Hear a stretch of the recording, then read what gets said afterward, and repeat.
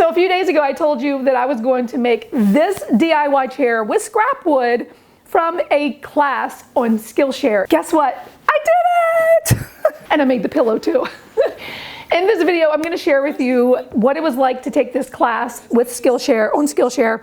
And I'm super excited because this really sparked my creativity in a way that I feel like I'd been missing for the last few months. I'd been talking about on my blog how I've been feeling very creatively burnt out lately. I just needed something to really spark my joy.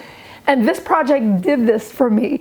So several days ago, remember, I posted a video to you telling you that, hey, I'm taking this class on Skillshare and I can't wait to get started. Well, it took me some time, and I'm going to go through everything with you, with what I learned, what I would do differently next time, and what it was like taking a class on Skillshare. Are you ready? Let's dig into me making this DIY chair, because this thing is so cool. And it's painted, so I think I want to make another one, but I want to use like maybe natural wood, or I want to use some stain. But we'll see. But let's go ahead and jump into this project right now.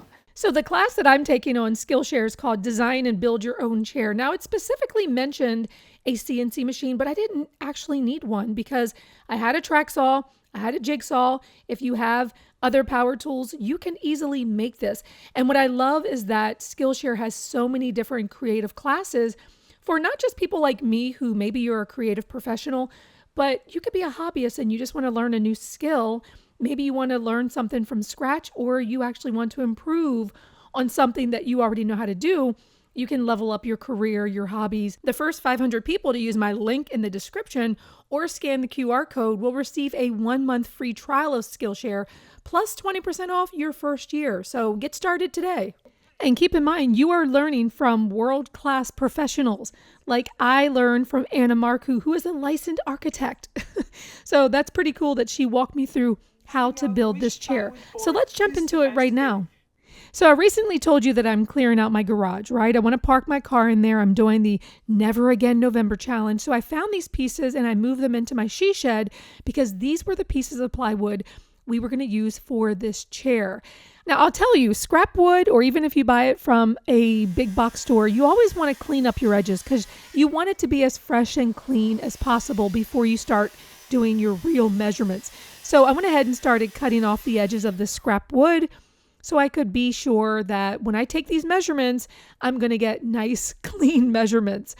I took probably about maybe half a day to watch the videos in the class on Skillshare on how to make the back and the seat.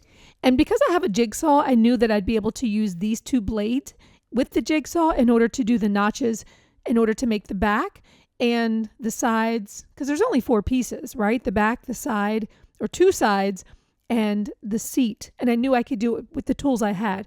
I was also going to round off the corners. And that's one thing that Anna, who was the instructor in this class, had not done for hers because she didn't actually have these tools, but I did. So I was really excited to be able to create these and do the rounded edges. I've got 2 pieces cut out. You know, it's funny because as I'm watching this class on Skillshare, the pieces don't look this big until you cut them out and you're like, holy crap, this is gonna be a huge chair. So hoping that it turns out that I've cut the slots properly. This is the seat. You can see it's pretty big. And now I've got to do the 2 side armrests, but I have to rewatch the video because I forget where the markings are. So let's go check out the video and make the markings so we can get those pieces cut and see if we can actually assemble this. So I've actually cut the 2 pieces here for the armrests. The only problem is that I can't remember where the markings go. So I'm going to rewatch this part of the class and see if I can figure out. I think I've got to go over about 4 inches. And then from here, I've got to come down, I can't remember, I think it's 20 some inches. So I'm going to make a little darker line here. First, you create the contour of the armrest, which is 76.2 by 61 centimeters. Okay, so we do have 24 inches by 30. According to the sketch. So we've got that. Then I create a guide from the side. 4 inches. Because I want to know where the backrest meets the lower edge, I create an arch that is 66 centimeters or 26 centimeters. Okay, so 26 inches has to be from this 4-inch line here all the way down. Don't move, don't move. All right, so I think that's the angle, 20, 6 is right here. All right, I got this, I got the mark. All right, so this should be, let's take another measurement. Yep, 26. Sweet. To do that, I create the guide. And be sure to download the Skillshare app so you can watch the class while you're working on your project. See, then we draw the slots between the arches and the guides, and we are finished. And here's how All right, so from here to here has to be 10 inches. So I'm gonna draw that, and then I'm gonna make the slot thickness. And let's talk about the slot thickness here, because plywood, it says it's 3/4 of an inch thick. It's not quite 3/4 of an inch. It's actually a little smaller, but you're going to want these slots to be a little bigger because you're fitting 2 pieces of wood together, right? This chair does not use glue. It's not using nails or screws or anything like that. So you're fitting pieces of wood together, and it's got to slide very evenly into the wood. So there were times when I had to pull out my jigsaw and just try to give it a little bit of shaving off so that I could create a little bit more space. And then I took a piece of plywood to try to squeeze it through. If it got caught at any moment, then I would just try to, shave off a little bit more. These pieces of plywood are very heavy.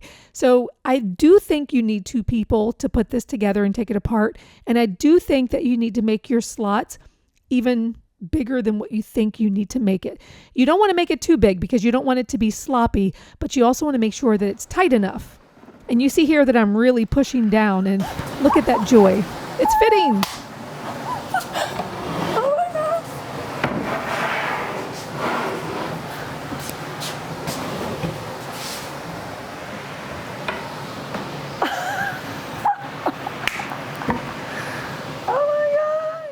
That is pure happiness.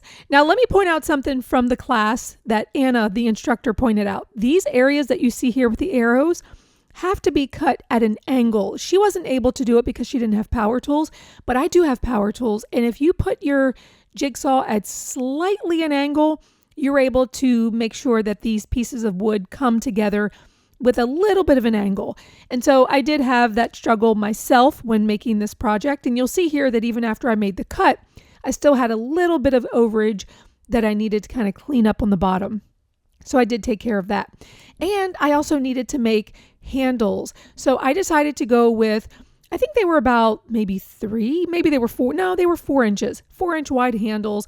And you can only really cut them out with a jigsaw and a power drill. And I needed some 2-inch high density foam, right? So I got that from a craft store, and we were going to make our own custom cushions. See, this is what I love about creating, because even though the class didn't specifically mention cushions, you can make your own cushions. I already had this fabric in my fabric stash because we sewers, we got a stash of fabric, right?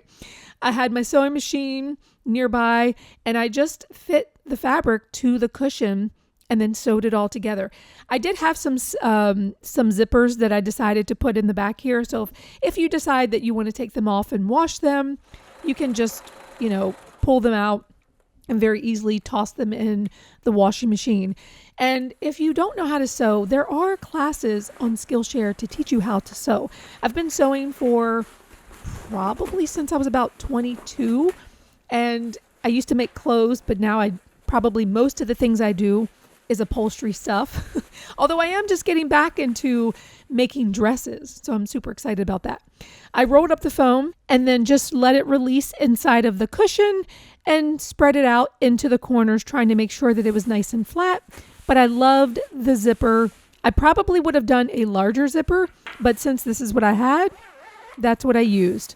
And I used 2 coats of furniture paint. And I probably would have left this natural, or I would have stained it. But because this was scrap wood that already had paint on the other side, I had to cover up the existing paint. So 2 good clean coats, and this was ready to go. So we are officially done with this chair, and it's got a little bit of a creak, but you know what? That's okay because we painted it. So it's the painted part rubbing together. But this is a pretty solid chair. I love this project. You can find it on Skillshare. And remember, if you are one of the first 500 people to sign up for Skillshare, you can actually become a member for 20% off for the entire year, which is awesome. So you can find projects like this, you can find other creative projects, and really see where your imagination and your craftiness can take you, because I am like so stoked over this chair. Oh my gosh, I feel like this project has like completely sparked my creativity in a way that I haven't felt in a long time. And for that, thank you, Skillshare. All right, you can go to Skillshare.com. You can find the link down below for my discount code, and I will see you next project.